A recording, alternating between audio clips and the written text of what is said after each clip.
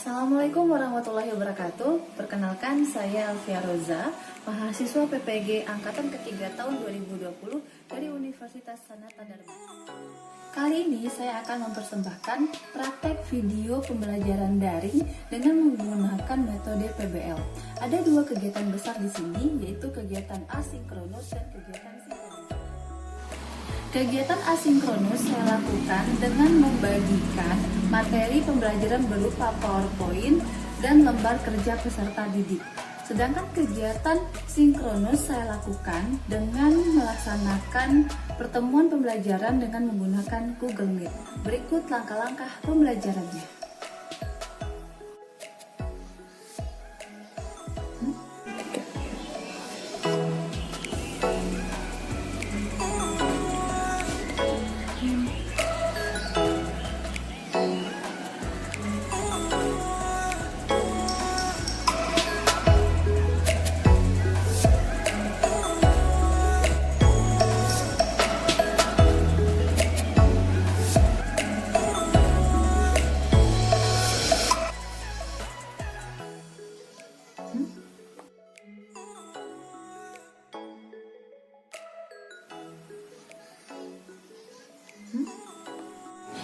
Baik, bismillahirrahmanirrahim. Assalamualaikum warahmatullahi wabarakatuh.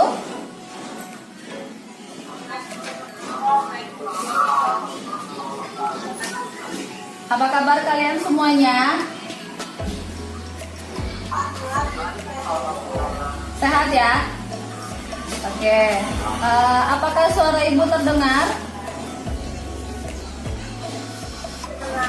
Terdengar ya? Terdengar jelas suara ibu ya? Baik, hadir semua?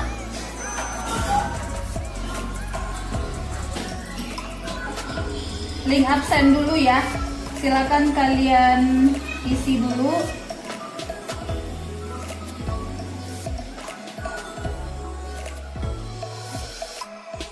Pimpin berdoa dulu ya. Satrio, silakan pimpin berdoa.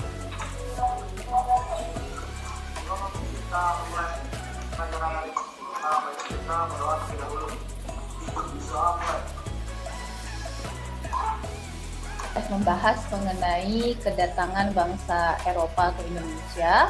Itu adanya kedatangan bangsa Portugis, Spanyol, Inggris, dan Belanda.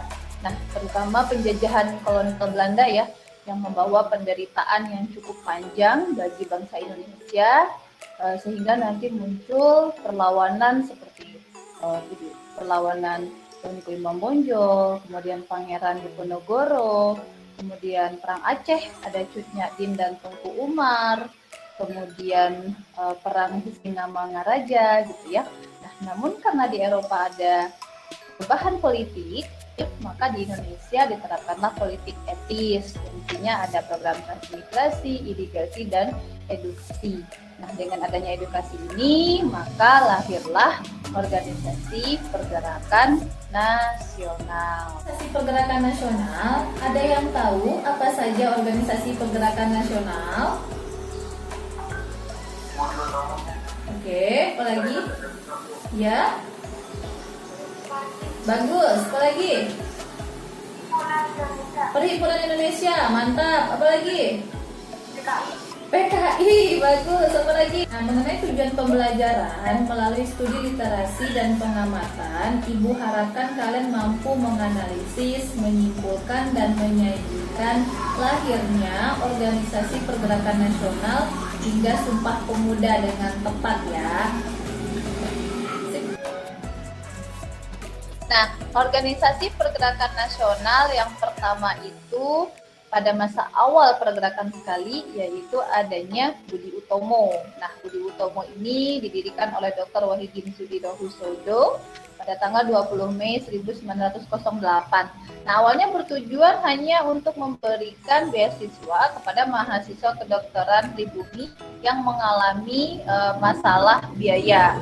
Nah, berikutnya nanti berkembang menjadi organisasi yang bergerak pada bidang sosial. Namun organisasi ini nanti mengalami kemunduran karena perbedaan pendapat antara golongan tua dan golongan muda, di mana golongan muda menginginkan organisasi ini lebih bersifat non kooperatif lagi terhadap penjajahan kolonial Belanda. Nah, Namun kelahiran Budi Utomo diperingati sebagai hari apa? Ada yang tahu?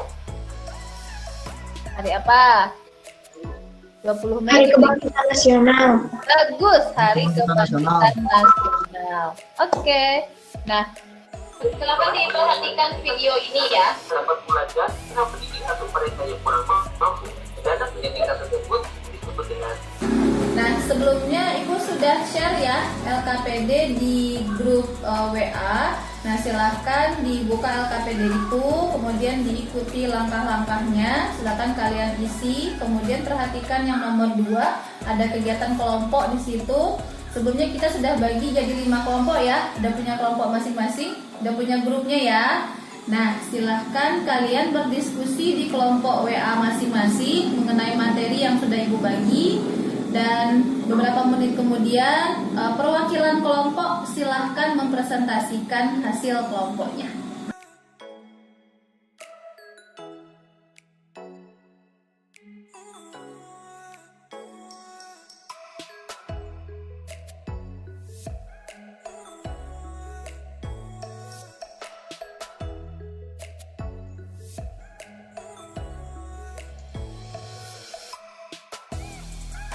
Silakan perwakilan kelompok 1 untuk membacakan hasil diskusinya.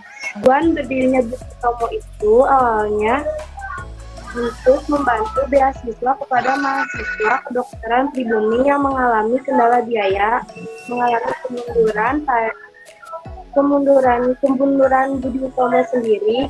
Penyebabnya adalah perbedaan pendapat di Yogyakarta dari tanggal 30 April sampai 2 Mei 1926, melahirkan gagasan pembukaan bersama Melayu sebagai Kongres Pemuda Dunia dilaksanakan pada tanggal 27 sampai 28 November 1928 di Pemuda Muda.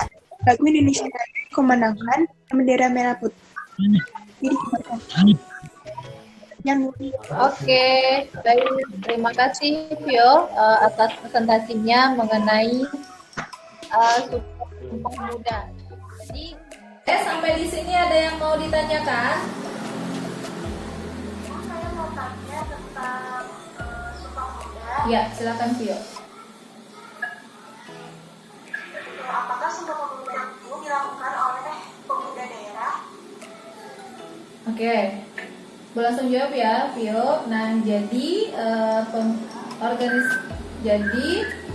Sumpah Pemuda itu diadakan oleh para pemuda-pemuda yang awalnya tergabung misalnya dalam organisasi Jong Java, kemudian ada organisasi Jong Sumatera, kemudian Jong Ambon, Jong Celebes. Akhirnya organisasi-organisasi pemuda ini mengadakan Kongres Pemuda pertama di Yogyakarta. Namun tidak berhasil, hanya sebatas adanya pembahasan digunakannya bahasa Melayu sebagai bahasa persatuan. Nah, berikutnya nanti pada bulan Oktober, tepatnya pada tanggal 28 Oktober 1928, akhirnya diadakanlah Kongres Pemuda yang kedua dengan mensepakati hasilnya yang kita kenal sekarang, yaitu Sumpah Pemuda. Yang isinya apa? Ada yang bisa? Himpunan Indonesia. Nah, itu tokoh terkenalnya salah satunya adalah Bung Hatta. Kemudian ada lagi organisasi yang radikal. Sampai sekarang mungkin masih banyak ya muncul kembali, dia namanya Partai Komunis Indonesia. Nah, pada masa Orde Baru organisasi ini sudah dilarang, tapi sekarang mulai muncul lagi bibit-bibitnya. Oke, kita akan masuk ke refleksi ya. Siapa yang bisa memberikan pendapatnya? Pembelajaran apa yang bisa kita dapatkan dari materi kita hari ini? Kita harus lebih dewasa lagi, Bu. Oke, bagus nih berebut ya. Ada Raihan, ada Zafira. Raihan tadi apa? Diulang coba. Kita harus lebih dewasa lagi.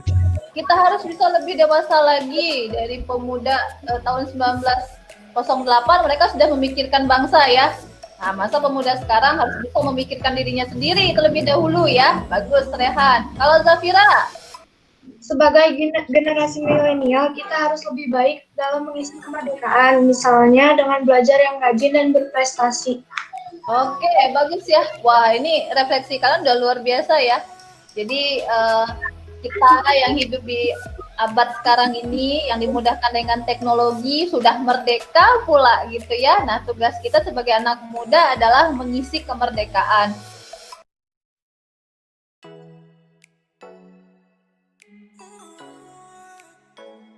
Baik, selesai sudah pembelajaran kita hari ini. Mari kita akhiri dengan mengucapkan Alhamdulillahirrabbilalamin.